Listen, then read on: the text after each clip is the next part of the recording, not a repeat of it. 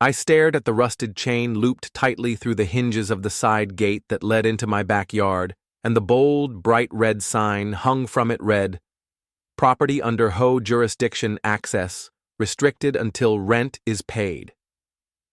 Rent? I lived here. I owned this house. I paid the mortgage every month. My name was on the deed, and now I had to pay rent to use my own backyard. At first I thought it was a mistake. Maybe someone misread a map or confused our address with the neighbors.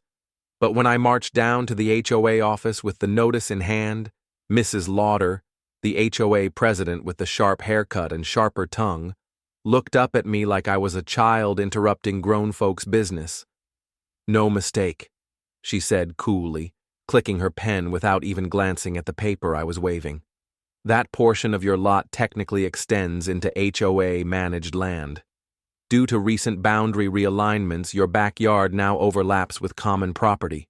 You may continue to access it if you pay the monthly usage fee." The pen click again. Then a smile. $400 a month should cover it. I didn't even know how to speak. I didn't even remember walking back to my car. How could they take my backyard? My shed, my vegetable garden, my daughter's swing set. Our life was in that backyard. How could I be paying a mortgage and rent on the same land? The worst part? The lock wasn't coming off until I signed their usage agreement. I stood there in my driveway, frozen, the paper crumpling in my shaking hand, the sun baking the back of my neck, wondering, how did we get here?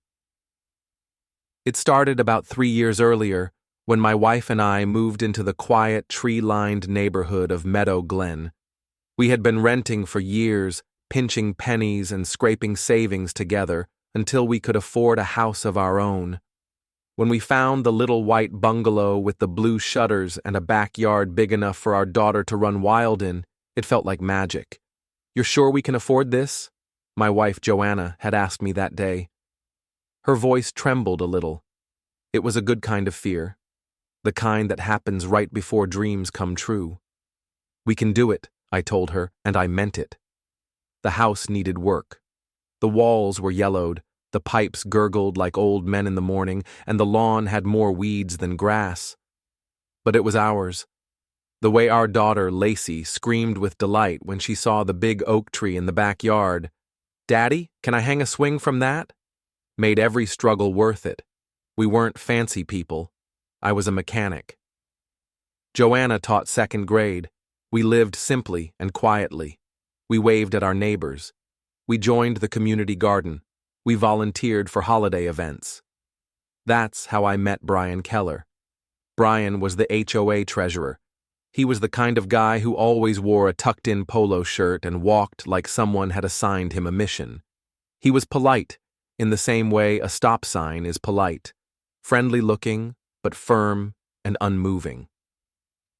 One afternoon, he came by while I was rebuilding the fence that bordered our backyard. The wood was rotted and falling apart, and I wanted Lacey to be safe back there. "Permits?" Brian asked, his hands behind his back like he was inspecting a crime scene. I paused mid-hammer. "Excuse me?" He gestured at the posts. "For the fence.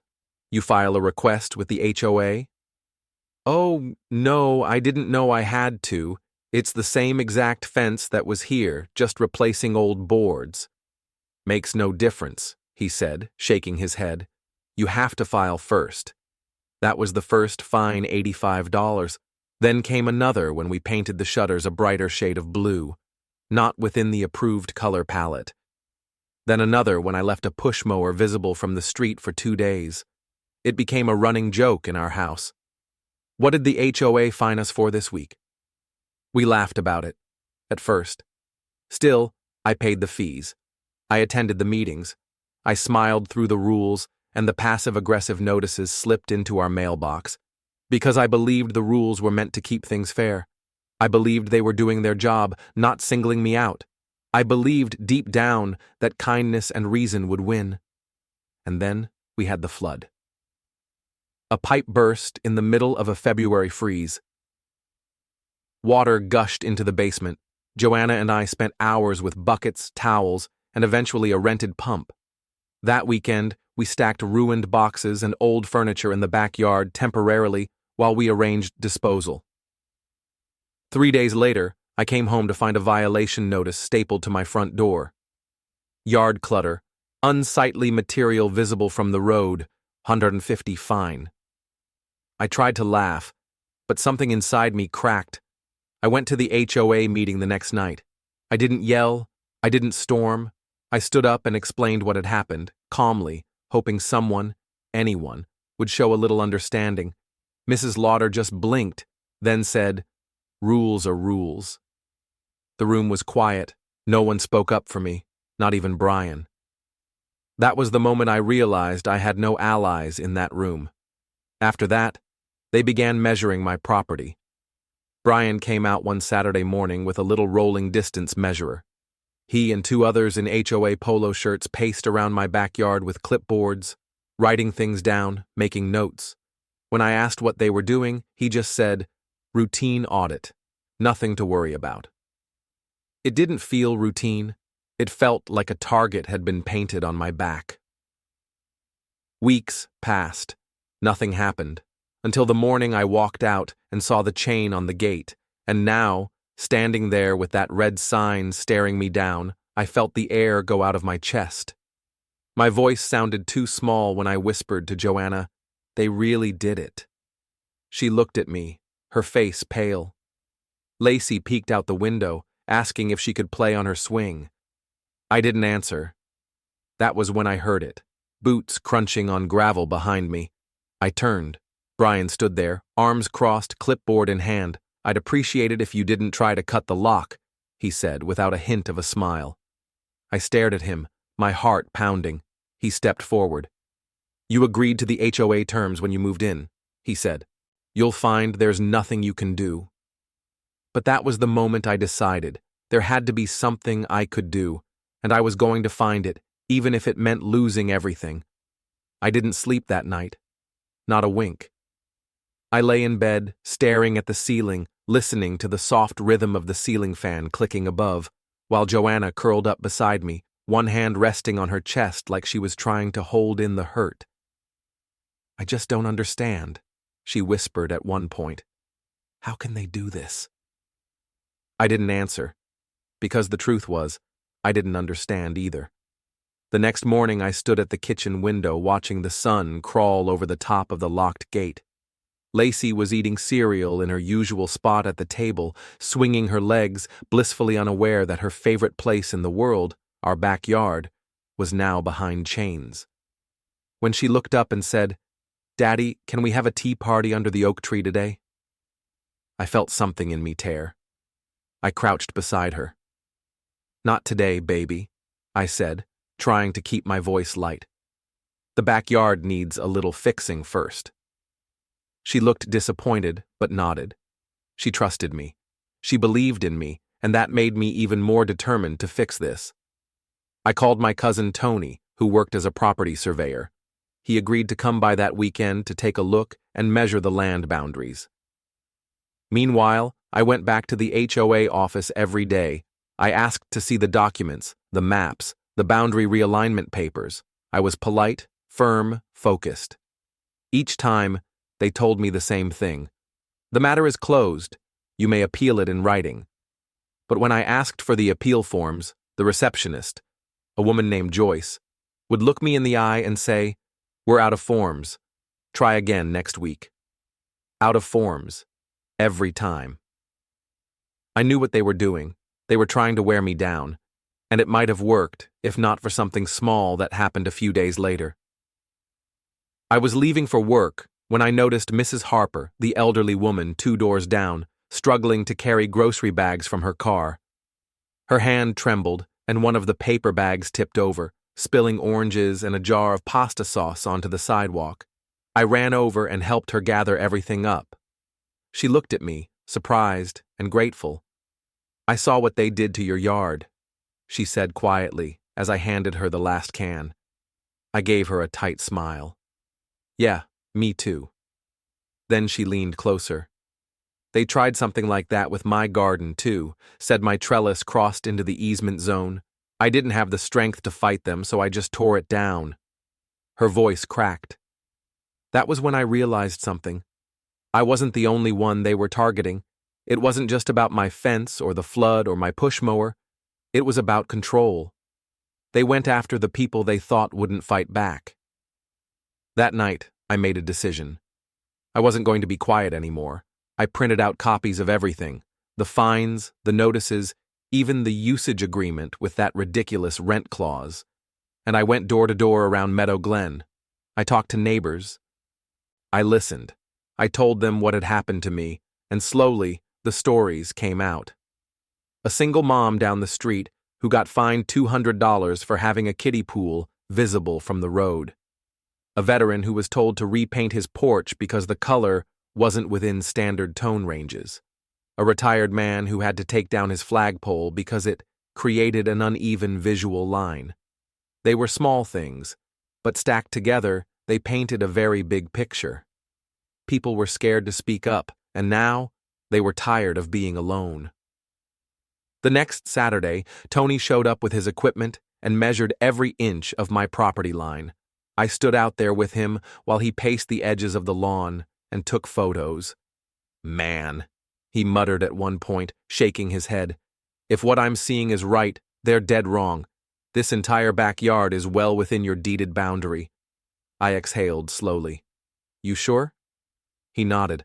I'll draft a report and certify it myself. For the first time in weeks, I felt a flicker of hope. We went back inside to cool off, leaving his clipboard and measurement wheel leaning against the tree. That's when we heard the crunch of tires. Joanna looked out the window and gasped. I followed her gaze. A white pickup truck was rolling slowly past the front of our house. It had the Meadow Glen HOA logo on the door. Brian Keller was behind the wheel. He slowed when he saw us through the window, then pulled over and parked right across the street. He didn't get out, just sat there, watching. Is he seriously just sitting there? Tony asked. I didn't say anything. I knew what this was, a warning. The next morning when I went outside to get the Sunday paper, I found the clipboard and measurement wheel gone. Tony had left them there by mistake, and now they were missing. I turned in a slow circle, scanning the yard, the street, every inch of the surroundings. Nothing. I stepped back inside, pulled out my phone and called Tony. They took the board, I said. What? Who? The HOA, I said. They were here. They saw it. He was quiet for a moment. I have photos, he said finally. Don't worry. I backed everything up. That was the first relief I'd felt in days, until the mail came. There was a new letter from the HOA. I opened it with trembling hands. Inside was a formal notice. Unauthorized trespassing detected. External contractors not registered with the HOA may not perform land audits. You are hereby fined $600. And at the bottom, stamped in red, repeat violations may result in temporary seizure of property access. Property seizure? I stumbled back into the kitchen and dropped the letter on the counter. Joanna picked it up, read it, and sat down slowly in one of the chairs like her legs had given out. I looked out the window again. This time, I noticed something I hadn't before. A new metal sign staked just outside the backyard gate on what was supposedly HOA land. It read, "This area is now under temporary HOA possession. Trespassers will be prosecuted." And that's when it hit me. They weren't just locking me out. They were taking my land. For real. And the worst part? They were doing it in front of everyone, without fear, without shame. Because they thought no one would stop them. They thought I'd give up. They thought wrong.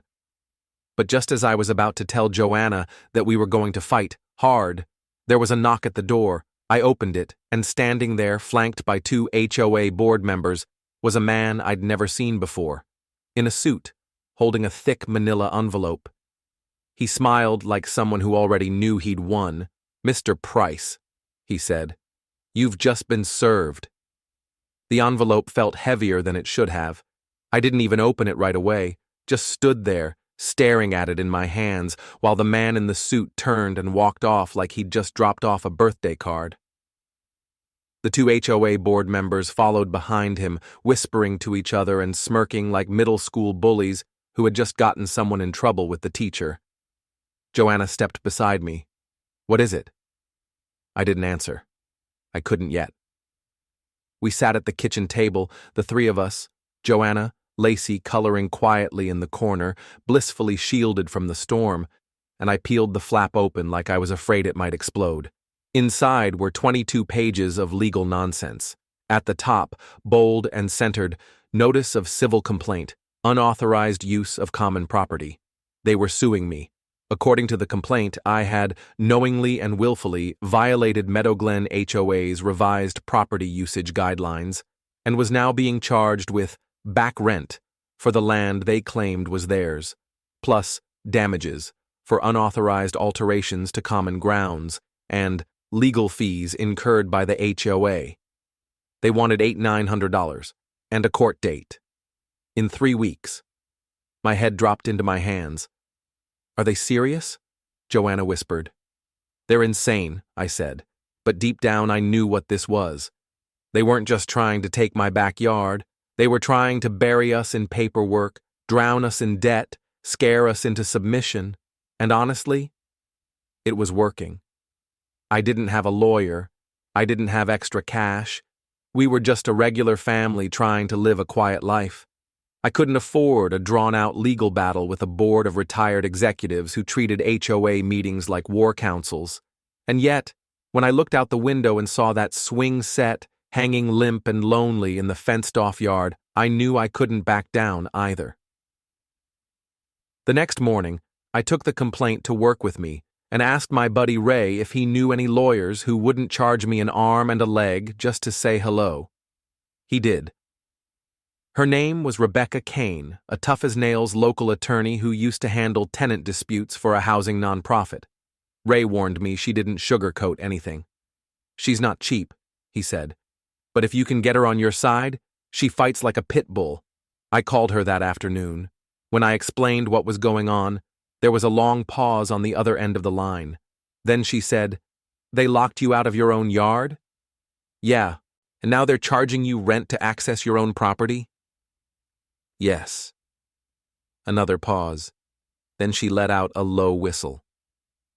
"You've got a case," she said. Hope stirred again. We met the next day at a tiny strip mall office near the edge of town. She wore jeans, boots, and a blazer that looked like it had been through a few brawls. She read through the documents with laser focus, flipping pages fast, occasionally muttering things under her breath like ridiculous or blatantly predatory. When she finished, she looked up. "They're bluffing," she said. "This is a scare tactic." I sat forward. "So, what do we do?" "We don't blink," she said. We hit back. Over the next week, Rebecca helped me draft a counterclaim. We pulled the original property deed from the county office. We included Tony's survey report, complete with certified boundaries. We wrote a formal letter demanding they remove the lock from my gate, citing property law and calling the HOA's claim a gross misapplication of authority. And then, just to twist the knife, she filed a complaint with the state attorney general's office. We sent everything by certified mail. Then we waited and waited. And while we waited, I kept knocking on doors. The more people I spoke to, the more stories came out. People who'd been fined into silence. Families who'd moved out because they couldn't keep up with the constant harassment. Veterans, retirees, single parents. All of them quietly bullied, none of them knowing they weren't alone. So we formed a little group. We called it Neighbors for Fairness. It started with 6 families, then 12, then 20. We met in our garage with folding chairs and lemonade and nervous laughter. People brought copies of letters they'd received, fines they didn't understand, rules that had shifted without warning. We started comparing notes, connecting dots, and then we noticed something that made everyone go quiet. The fines? The notices? The random audits? They didn't seem random at all.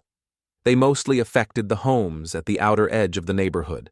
The ones with larger yards, the ones with property lines close to green space, which made sense, because those were the homes that, if taken just a little bit at a time, an inch here, a foot there, would make the common grounds a whole lot bigger.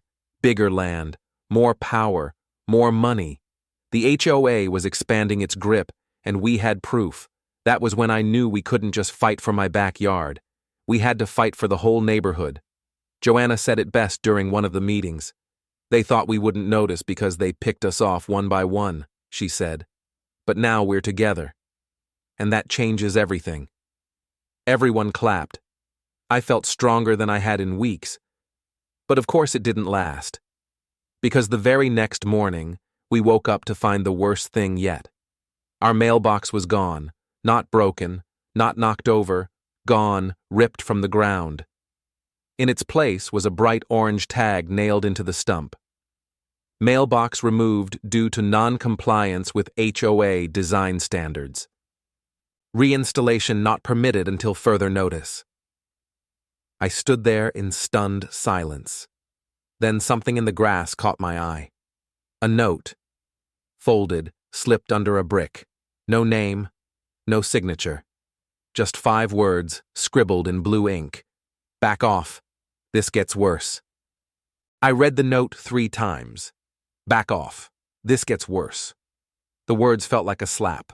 Simple, direct, personal. I scanned the street, but it was early, and Meadow Glen still wore its mask of quiet suburbia. Sprinklers ticked on in neat little arcs. Birds chirped from perfectly trimmed trees. Somewhere down the block, a garage door hummed open. You'd never guess someone had just sent a threat. Joanna stepped out behind me, still in her robe. What happened to the mailbox? I handed her the note. Her face went pale. They're threatening us now? I nodded slowly, anger rising like a tide. They don't want a court case, I said. They want to scare us into quitting. But this isn't just about us anymore, she said. What about the others? What if someone else gets a note like this? I looked down at the grass again, my fists clenched. They picked the wrong family. That day, I reported the mailbox incident to the post office, and they confirmed it had been forcibly removed. No authorization. That meant whoever did it had committed a federal crime. We called the sheriff's office and filed a police report. The officer, a guy named Deputy Langley, was quiet and serious, flipping through my complaint with his thumb resting near his badge. I've heard rumblings about this HOA, he said. You're not the first to mention shady stuff, but nobody's brought in real evidence before. I have a certified land survey, I told him, and a lawyer. He raised an eyebrow. Then don't stop. Later that evening, the Neighbors for Fairness group met again. Only this time, the energy in the garage was different. Tense. I found a camera screwed into the tree in my backyard, said one woman, clutching a plastic bag with the broken device inside. They cited me again, said a young couple, for a patio umbrella. Said it violates height restrictions, even though it's been there 2 years. They're doubling down, Joanna muttered under her breath. Rebecca, our lawyer, came by that night too. She'd been working late on our countersuit and wanted to update everyone on the legal front. They've missed the response deadline, she said, which tells me 2 things. 1, they're stalling. 2, they're scared. A man in the back raised his hand. So what happens now? We file a formal motion to dismiss, Rebecca replied, and we submit your testimonies as part of a larger class complaint. That got people talking. For the first time, the neighborhood had hope, but hope has a way of attracting fire. The very next day, I got a call from my boss at the mechanic shop. You okay, man? He asked. I just got an anonymous letter saying you were involved in ongoing criminal disputes and might be a liability to the business. My heart dropped. That's a lie. You know me? I know, he cut in. That's why I'm giving you a heads up. Just be careful. They were trying to go after my job now. I sat in my car after the call, gripping the steering wheel with white knuckles. It wasn't just harassment anymore. It was a campaign.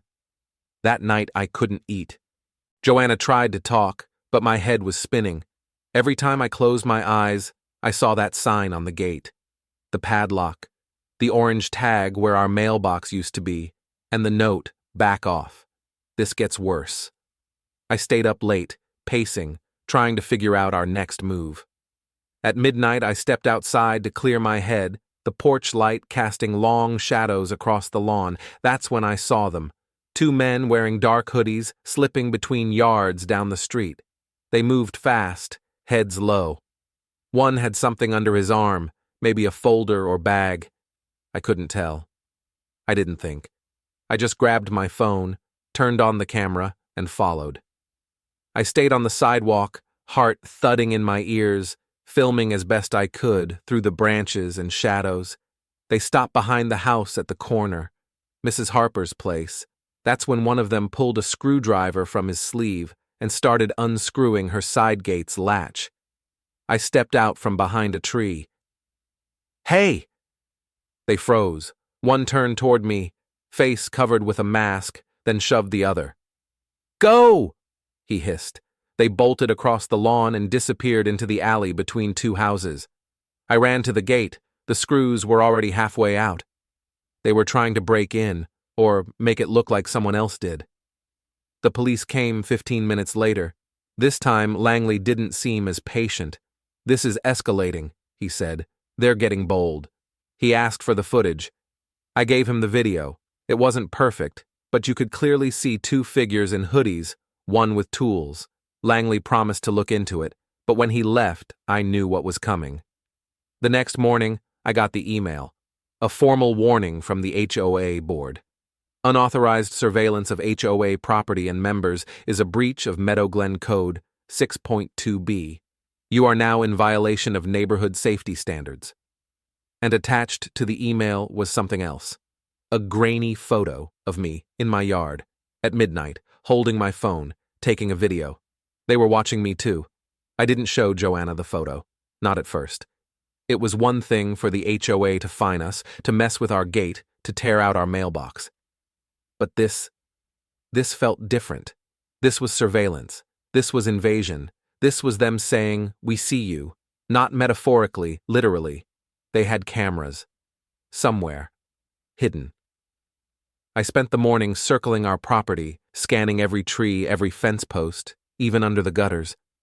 I climbed onto the roof, checked the eaves. Nothing, but I knew they were there. That night, I finally told Joanna about the photo. She didn't cry. She didn't panic. She just stared at it and whispered, "What kind of people do this?" I didn't have an answer. The next Neighbors for Fairness meeting was more packed than ever. We had almost 50 people now, standing shoulder to shoulder in our garage and spilling into the driveway. The air buzzed with frustration and fear. "I found a blinking red light in my crawl space," someone said. "I heard clicking noises on my phone line," said another. "They moved my trash bins while I was gone and left a violation notice," someone else added. Rebecca stood near the front, her arms crossed tight, her mouth a straight line. "They're unraveling," she said. "That's why they're getting sloppy." "We need the media," I said. The room went quiet. "They think they can get away with this because nobody outside Meadow Glen sees what's going on," I continued. "But what happens when they do?" An older man raised his hand. Mr. Clive, retired journalist. Quiet, observant. He'd been at every meeting, always taking notes but never saying much. "I know a reporter," he said. "Used to work with her years ago. She's with the local station now. Might be interested." Rebecca nodded slowly. "We'll need documentation. Photos, letters, timelines, everything you've got." So we spent the rest of the evening organizing evidence. People passed around phone screenshots, emails, scanned letters. Mr. Clive offered to scan and package it all for the reporter. The hope came back again, for just a little while. We were building something real, a wall they couldn't knock down, until 2 nights later. It was almost midnight. I was closing up the garage after another long session of reviewing documents when I heard the sound. A hiss, sharp and low. It was coming from the side of the house. I followed it, barefoot, quiet, heart racing. That's when I smelled it. Gas. I turned the corner and stopped cold. Someone had twisted open the main gas valve near the side of the house.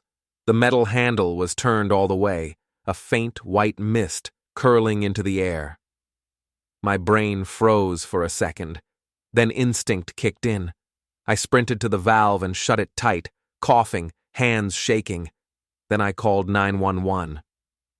The fire department arrived within minutes.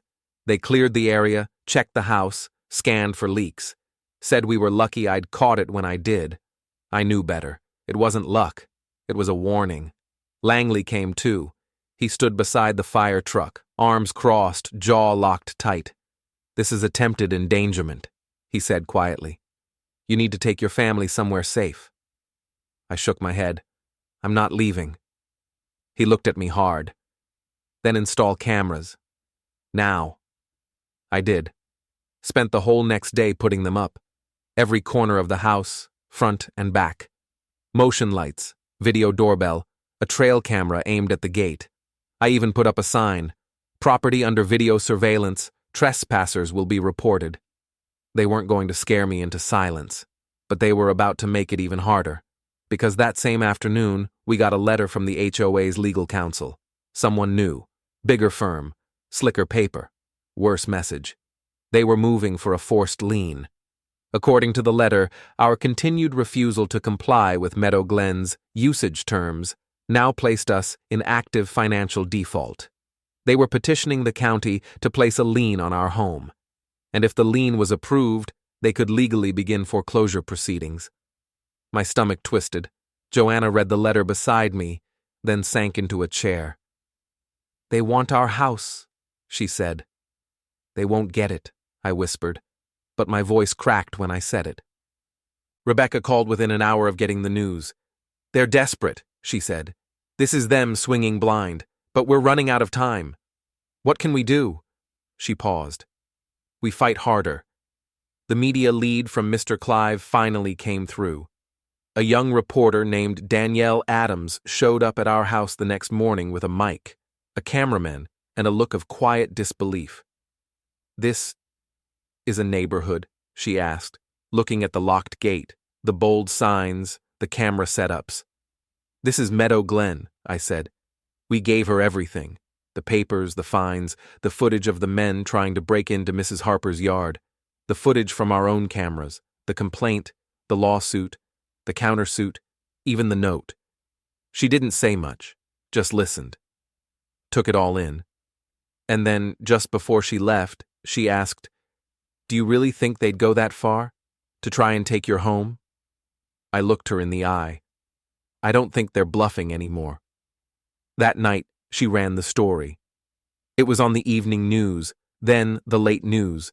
Then the online clips started spreading, and the next morning, for the first time in 3 years, something different happened in Meadow Glen. A sign appeared on the gate, one we didn't put up. It read, "HOA access pending review, external audit in progress. Do not remove locks." It was signed by the State Housing Ethics Commission.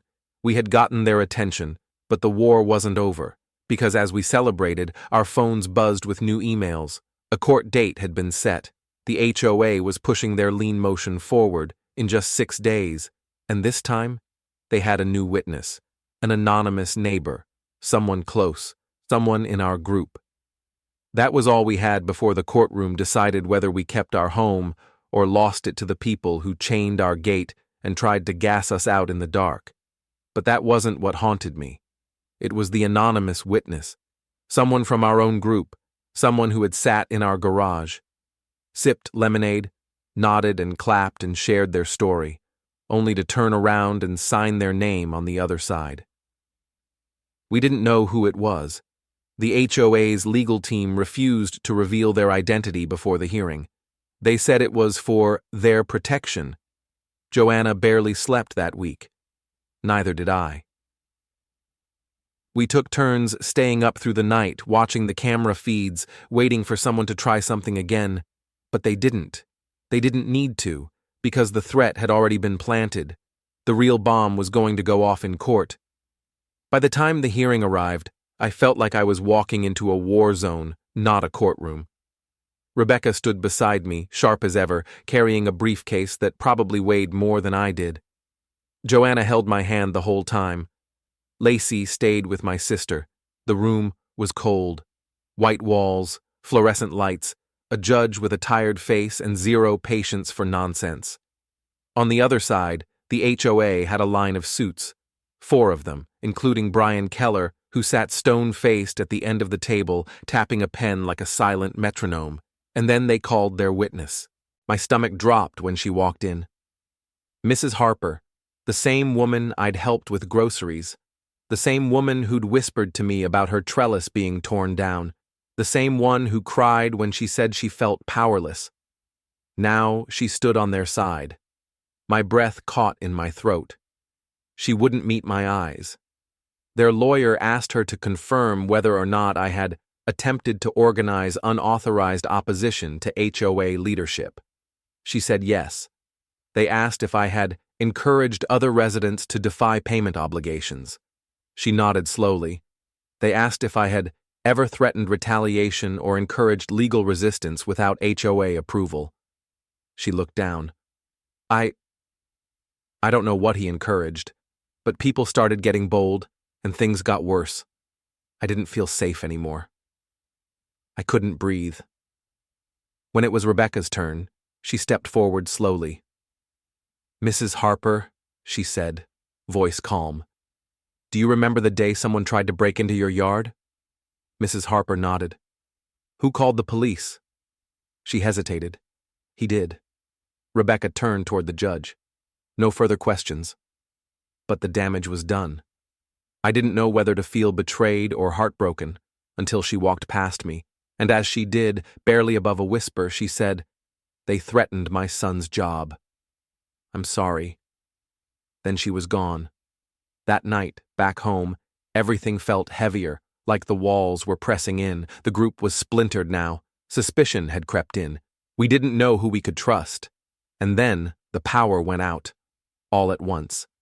Not just our house, the entire block. Joanna lit candles. I grabbed the emergency lantern. My phone buzzed with messages from neighbors asking if we knew what was happening. I stepped outside. That's when I saw it.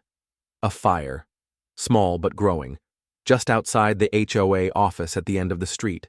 Flames licking up the side of the building. Sirens followed seconds later. The fire was controlled before it could spread, but the damage was done. Half the office was scorched, paperwork, charred, records gone. Nobody was hurt. But the next morning, a notice went up online. Due to unforeseen circumstances, all Meadow Glen HOA operations are temporarily suspended pending investigation by the State Housing Ethics Commission. The internet exploded. The story made regional news. HOA corruption, exploitation, fire, power abuse, lawsuits, everything we had fought to expose, now out in the open. Then the Ethics Commission announced a full-scale audit of Meadow Glen's practices. That same day, we got a call. From the judge, the lien request was denied. Our home was safe. I dropped to my knees in the kitchen, holding Joanna as she cried into my shoulder. But the wildest part hadn't come yet. 2 days later, a woman walked up to our door. Middle-aged, straight black suit, silver pin on her lapel, FBI. Turns out the fire was arson, but not set by any resident. It was staged by one of the HOA's board members. He'd panicked, thought if he burned the records, it would kill the case against them. What he didn't know was that a whistleblower had already sent scanned copies to the Ethics Commission, including bank transfers, faked invoices, fake fines, everything. And that whistleblower? Was Mrs. Harper the courtroom betrayal? A setup. She told them what they wanted to hear so they wouldn't suspect her. She recorded every conversation, kept every message, sent it all in quietly. The HOA board was arrested. 4 of them, charged with fraud, harassment, tampering with property, and conspiracy to defraud homeowners. Brian Keller tried to run. They picked him up 2 states over, hiding in a friend's cabin. The gates came off our backyard, the chains came down, the signs were pulled out, and a few weeks later, a new group was formed. By the people, for the people, to manage what remained of the community.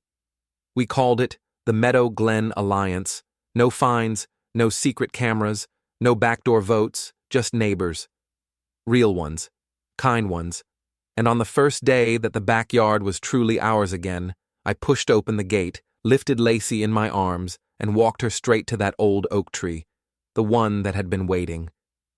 "Can I swing now, Daddy?" she whispered. I smiled. "Yes, baby, you can swing forever."